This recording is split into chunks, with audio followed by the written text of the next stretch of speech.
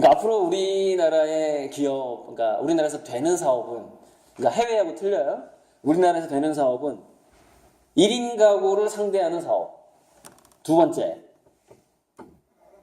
은퇴한 저축한 돈이 많은 시니어를 상대하는 사업. 두 가지라는 거예요. 나머지 사업은 왜 안 될까요? 해외 플랫폼에 거의 다 넘어가 버려요. 나머지 것들이. 그리고 심지어 그 두 사업조차 1인 기업을 상대하고 저축한 돈이 많은 시니어를 상대하고, 시니어를 상대할 땐 주로 뭘 가지고 또 상대를 하죠?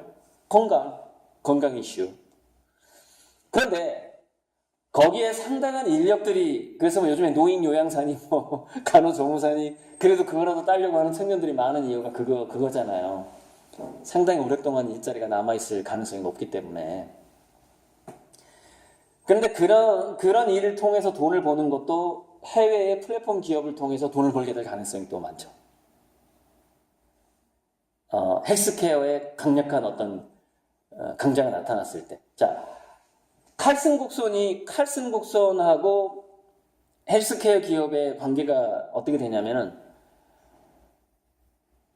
궁극적으로 이렇게 될 것 같아요. 그러니까, 잠정적으로는 각 민족마다, 국가마다 헬스케어가 서로 이렇게 분리돼서 진행될 수 있어요. 인종의 특성이 있기 때문에.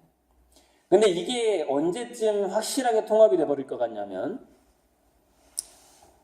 인공지능의 발달 속도에 저는 달려있다고 봐요. 인공지능하고 사물 인터넷, 만물 인터넷, 이 두 가지의 발달 속도가 아주 빨라지게 되면 전 세계 헬스케어 기업이 하나로 통합해버리는 거예요. 하나로. 제 생각에는 지구상에서 출연했던 모든 기업 중에서 최고의 부자 기업이 될 것 같습니다. 헬스케어 기업이. 그러니까 지금 빌 게이츠가 뭐 한 이것저것 합쳐서 한 500조 정도 재산이 된다고 하는데, 향후에 헬스케어 기업의 그 어떤 대빵은 천조 이상의, 어쩌면 천조, 2천조 이상의 어떤 그런 기업을 만들지도 몰라요. 물론 그때가 되면 그 비용이 굉장히 분산될 수도 있어요, 이렇게. 그러니까 CEO가 여러 명일 수도 있다는 거죠. 분산형 CEO일 수도 있어요. 그게 이제 블록체인이라는 것 때문에 좀 그런 경향이 생길 수도 있어요. 그러니까, 이렇게 공인회처럼 그렇게 그 기업이 연합으로 수많은 사람들이 연합해서 그 기업이 돌아갈 가능성이 있고, 그 기업의 이유는 그 수많은 주체자들한테 분산이 되겠죠. 그래도 상당한 그 개개인에 돌아가는 이윤이 굉장히 클 것 같아요. 뭐 몇 조 또는 몇십 조, 100조 이상이 될 수도 있어요. 그 다수에게 돌아가는 게. 지금 그게 왜 그러냐면은 이런 겁니다. 제가 그 헬스케어 기업 중에 최강자 지금 후보로 딱 생각나는 기업 없으세요? IBM의 왓슨이에요. IBM의 왓슨. 그러니까 지금 기업이 하나 더 나왔죠. 그러니까 아마존, 테슬라, 구글, IBM, 왓슨. 왓슨이 지금 우리나라 사람들의 생체 정보를 모으고 있죠. 7군데에 진출했습니다. 우리나라 병원에. 전 세계적으로 80몇 개 병원에 진출했어요. 왓슨이. 전 세계 이제 지금 현재 암 연구를 하고 있죠. 이제 왜? 3명 중에 1명이 암이잖아요. 돈이 얼마나 많이 되겠어요? 생각을 해봐요. 그러니까 암만 연구해도 이건 어마어마한 대박이죠. 예. 그래서 지금 암 연구를 하고 있는데, IBM이, 근데 이런 겁니다. IBM이 지금의 인터넷망에서는요, 특정 플랫폼 기업이 부를 독점하는 경향이 있어요. 우리나라에서 네이버가 부자가 되는 것처럼. 그런데 점점점, 자, 우리가 신는 어떤 신발을 특약을 해서 계약을 하고 어떤 헬스케어 회사와 연동된 회사가 만든 신발을 우리가 신었을 때 우리가 그 신발을 비용을 내는 게 아니라 오히려 그 신발을 신는 것으로 비용을 받는 시대가 온단 말이에요. 그러니까 전혀 다른 개념이죠. 공짜 폰을 주고 폰을 사용할 때마다 돈을 더 주는 격이랑 똑같아요. 이제 그런 때가 온단 말이에요. 왜냐면 이게 헬스케어 플랫폼으로 강력하게 묶이게 될 때는 그런 상황이 오게 됩니다.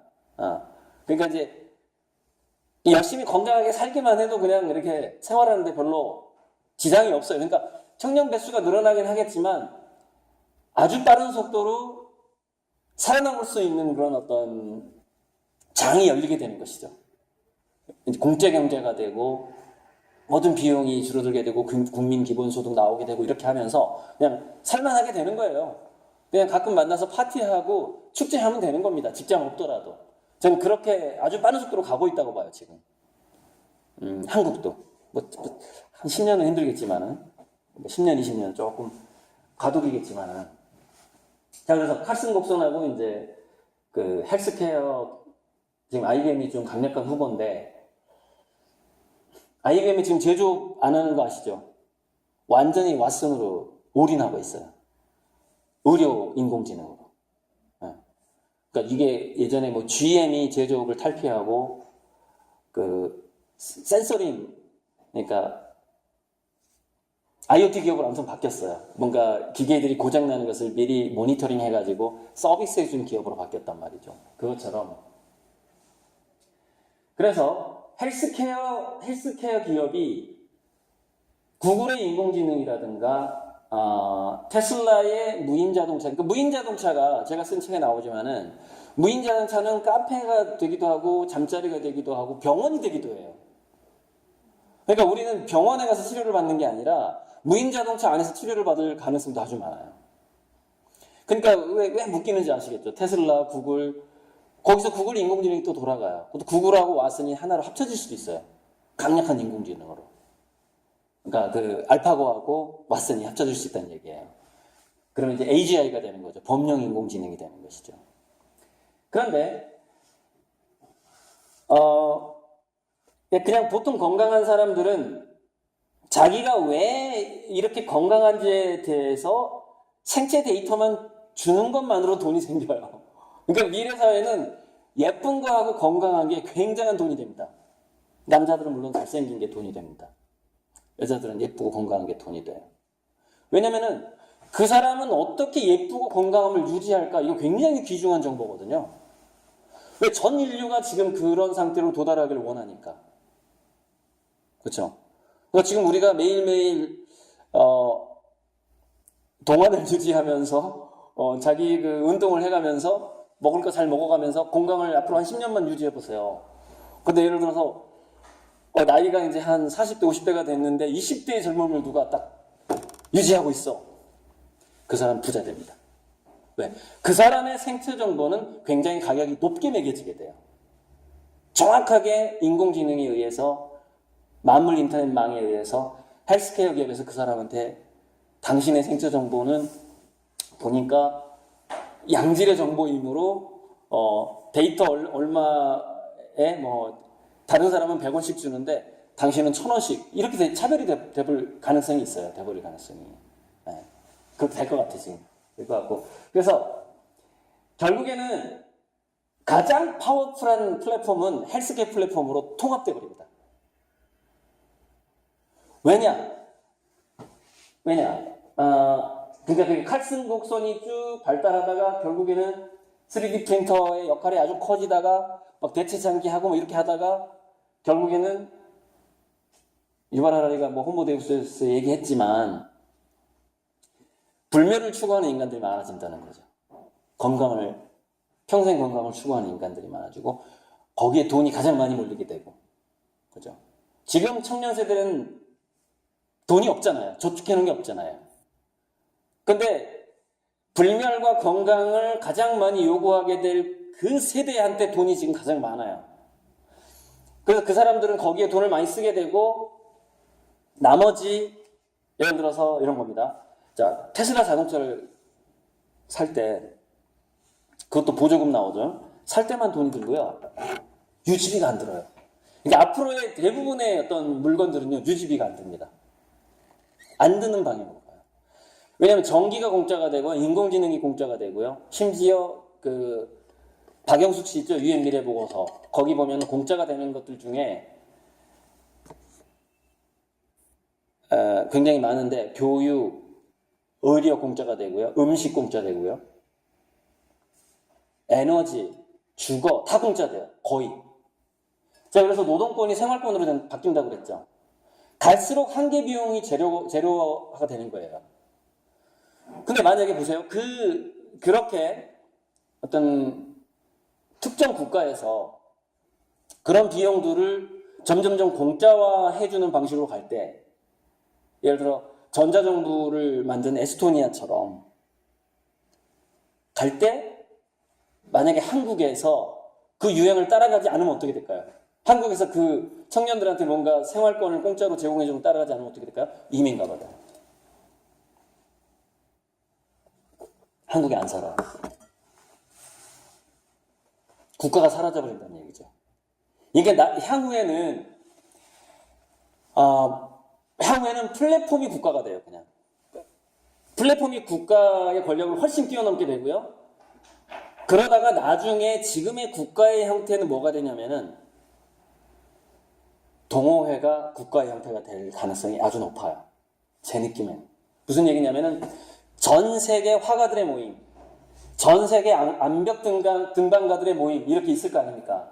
근데 우리가 중고 집단과 소속 집단이 있잖아요. 중고 집단이 뭐예요? 자기가 하고 싶은 일을 하는 곳이 중고 집단이거든요. 그러니까 예를 들어서 주중에 직장 생활을 한다고 해서 그게 중고 집단이 아니에요. 사실 주말 동호회가 중고 집단이거든요. 중고 집단 방식으로 전 세계 사람들이 모이게 돼요. 그리고 언어의 장벽이 사라지게 되죠. 그래서 한국에 있는 그 화가들, 뭐 러시아에 있는 화가들 이런 식으로.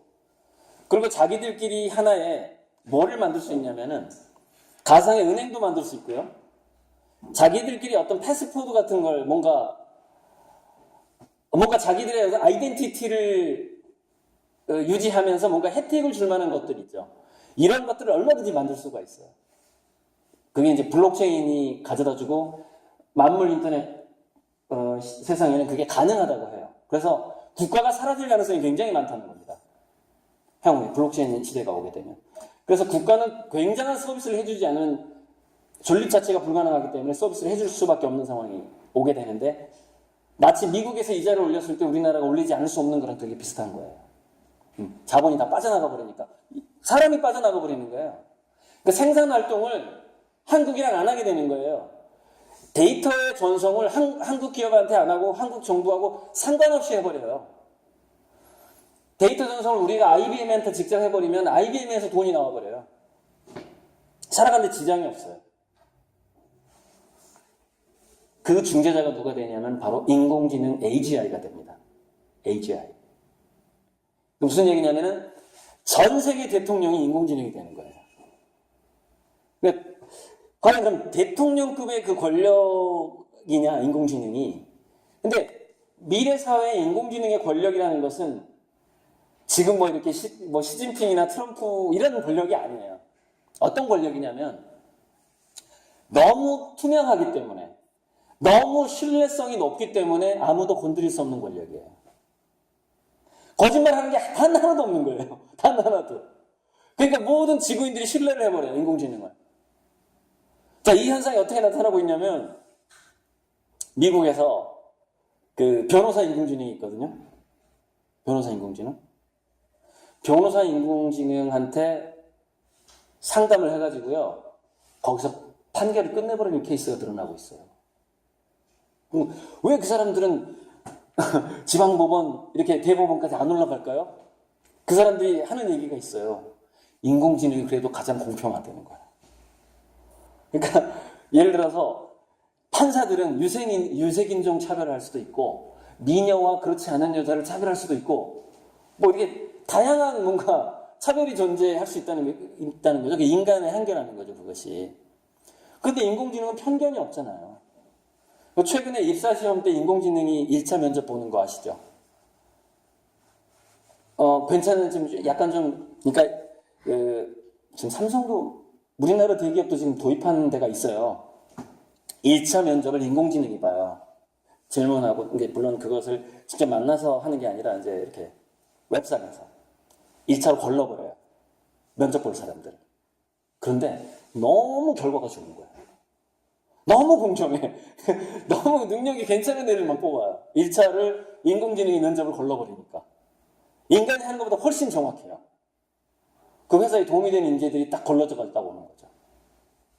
바로 이게 인공지능 권력의 시대입니다. 인공지능이 우리를 좌지우지하고 못살게 굴고 지구상에서 축출하는 게 아니에요. 그 시나리오는 어디서 나왔냐면 SF 영화에서만 나오는 거예요. SF는 자 저기 제가 프랑켄슈타인하고 아이로봇 바이센테니얼맨 세 개를 적어놨는데 영화 제목을 아이로봇에 가면은 비키라는 범용 인공지능이 나옵니다. 전체 로봇을 조정하는. 근데 비키라는 로봇이 레볼루션 혁명을 하죠. 사람들이 환경 파괴를 하니까 활동을 못하게 만들어요. 그 반란을 일으키거든요. 그게 그 영화의 시나리오죠. 그러나 실제 미래 사회 인공지능은 그렇게 가지 않아요. 범용 인공지능이 굉장히 합리적인 방안을 지속적으로 수많은 데이터를 통해서 인간들한테 제시해주고 인간들과 협업하면서 이 지구를 천국으로 만들어가지 그런 식의 시나리오는 절대 안 생겨요. 그래서 저는 과감하게 말하건대 예를 들어서 스티븐 호킹이라든가 빌 게이츠라든가 그 다음에 일론 머스크라든가 유발 하랍이라든가 이런 전 세계적인 그냥 유명한 사람들 그 사람들이 저는 학문이 아주 뛰어나다고 저는 생각하지 않거든요. 왜냐하면 한 분야에서는 뛰어날 수 있지만 여러 분야에서는 저만큼 뛰어나다고 생각하지 않아요. 저는 굉장히 여러 분야를 30년간 공부해온 사람이기 때문에 그 사람들이 예상한 시나리오를 가지 않아요. 인공지능은 해피엔딩입니다. 이 지구에. 해피엔딩으로 가요. 인간들이 문제지, 인간들이. 그러니까 지금 인공지능이 AGI가 되기 전에 그 중간 정도 발달한 그 인공지능을 가지고 전쟁을 일으킨다거나 테러를 한다거나 이게 문제지 인공지능이 두려운 건 아니에요. 그러니까 인공지능은 빨리 발달할수록 우리한테 도움이 되는 거예요. 누구한테 서민하고 약소국에 훨씬 도움이 됩니다. 인공지능은 공평하기 때문에. 인종차별을 하지 않기 때문에. 근데 제 생각엔 2024년이면 AGI가 등장할 것 같아요. 10년 내에. 그 곡선이 있어요, 곡선. 발달 곡선. 자, 그래서 미래 사회는 이렇게 되는 겁니다. 전 세계의 만물 인터넷을 가지고 있는 범용 인공지능이 그것은 IBM의 왓슨과 구글의 알파고의 합체일 수도 있고 수많은 인공지능의 합체일 수도 있어요. 그런데 이 AGI는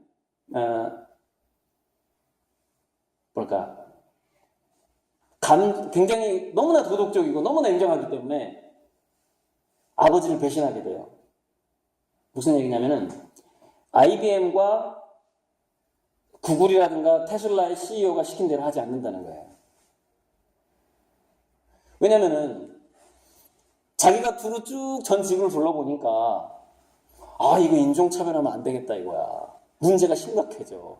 테러가 갈수록 심각해지고 사람들이 상처를 입는 게 다 느껴지는 거예요. 만물 인터넷으로.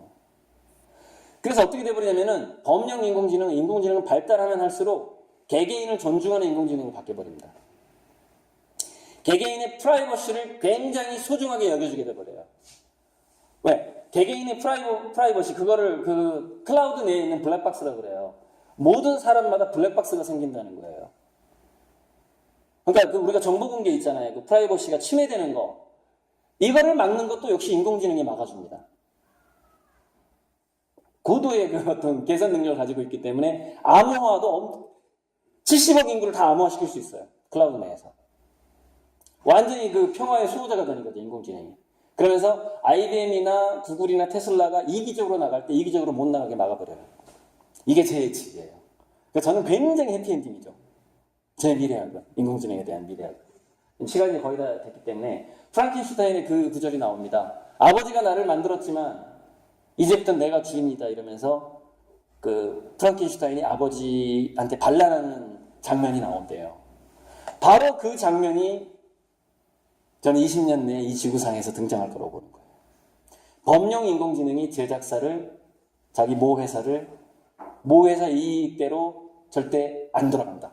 왜? 범용 인공지능은 이 지구를 인식하기 때문에. 그래서 그 시대는 저는 가이아의 시대라고 하는 거거든요. 아무튼 좀 구체적인 사업의 문제를 한국 국내 사업의 문제를 제가 뭐 조금밖에 언급을 못했는데 여기에 있는 법칙들을 쭉 지프의 법칙은 지프의 법칙과 덤바의 법칙 얘기하고 끝낼게요. 지프의 법칙이라는 거는 독점 1위 기업이 거의 대다수의 유저들을 가져간다는 법칙입니다. 그러니까 지프의 법칙은 성경에 나오는 가장 많이 나오는 단어의 그 퍼센트 이런 거에서 그 지프의 법칙이 출발한 건데, 그 다음에 시장 점유율. 그래서 예전에 한번 삼성폰이 84%, 애플폰이 15%를 점유한 적이 있었어요. 그게 지프의 법칙에서 나오는 건데 1등이 84%, 2등이 15%, 3등이 1%를 먹어요. 근데 이 지프의 법칙이 훨씬 더 강해지죠. 플랫폼 통합, 인공지능, 사물 인터넷, 만물 인터넷 시대에는 저게 훨씬 강해지기 때문에 결국 다 독점화된다고 보면 되는데, 이 독점화의 부작용을 완벽하게 역전시켜버리는 게 바로 범용 인공지능이에요. 인공지능은 인류를 위해서 일해버리기 때문에. 예, 그런 현상이 일어날 것 같고, 덤바의 법칙이 좀 약간 힌트가 될 것 같은데, 덤바의 법칙은 한 인간의 머릿속에서 내가 친구라고 인식하는, 심리적으로 친구라고 인식하는 그 명수가 120명에서 150명 정도라는 것이죠. 1촌이. 그러니까 그 정도의 동호회 단위로 인간들이 묶일 가능성이 많다는 거예요. 묶일 가능성이 많다. 그러니까 한 지역에서 150명, 또 직접 이제 오프라인에서 만날 수 있는 150명, 그 오프라인에서 만날 수 있는 150명이 또 다른 지역이랑 연결이 되죠. 온라인에서 연결이 되고, 또 전 세계적으로 연결이 되고. 그래서 제가 아까 동호회가 국가가 된다는 얘기가 바로 그 얘기예요.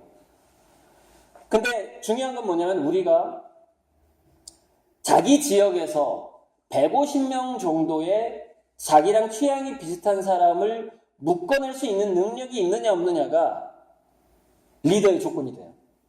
미래사회. 미래사회 국회의원의 조건이 된다는 거예요. 이게 지금 우리가 제가 이제 미국의 그 선시티 얘기하고 끝낼게요. 미래사회 모습을 지금 굉장히 상징적으로 보여주고 있는 은퇴 도시가 있어요. 미국에. 선시티라는 도시가 있어요. 선시티. 5만 명인가 6만 명인가 뭐 정확히 인구는 좀 기억이 정확히 안 나는데, 거기는 마을 이장이 없어요. 그리고 학교도, 노인대학 뭐 이런 게 없어요. 은퇴자들이 자기 그 연금으로 100% 동호회로 운영이 됩니다. 동호회. 그래서 100개의 동호회가 있대요. 그 도시 내에 100개의 동호회가 있다는 겁니다. 뭐 영화 좋아하는 사람, 춤추는 사람 이렇게 동호회가 있고, 좀 이렇게 건강한 노인들은 거의 10군데 가입이 돼 있대요. 그럼 그 중에서 이제 중고 집단은 따로 있겠죠. 가장 많이 활동하는 동아리가 있겠죠. 그죠? 네. 그래서 각 동아리 회장이 있다는 거예요. 그 100개 동아리 회장. 그 동아리 회장이 모여서 회의를 하면 거기서 결정이 되는 거예요. 그러니까 우리 그 예전에 학교 다닐 때 학생회장이 있었고 동아리 연합회장이 있었잖아요. 그러니까 동아리 연합회장이 그 선시티의 시장이에요. 이게 힌트입니다. 미래사회의 어떤 의사결정 구조하고 어떤 일종의 어떤 하이어라키, 권력 구조는 동아리 구조로 완전히 바뀝니다. 선시티가 저는 그 첫 번째 도시 같아요. 그런데 그 선시티의 방식이 전 지구적으로 확산해버리는 것이죠. 그래서 우리가 뭐 협업의 시대, 공감의 시대 하는 거예요. 우리가 오프라인에서 만날 수 있는 그 150명과의 관계를 굉장히 잘 만들 수 있는 인간이 먼저 되는 게 굉장히 중요합니다. 그게 앞으로의 모든 어떤 이 지구의 문명이 흘러가고 우리 인문학, 인간들이 살아가게 되는 것의 기초가 돼요. 그게 덤바의 법칙이에요. 자, 이것으로 강의를 마치겠습니다. 감사합니다. 네.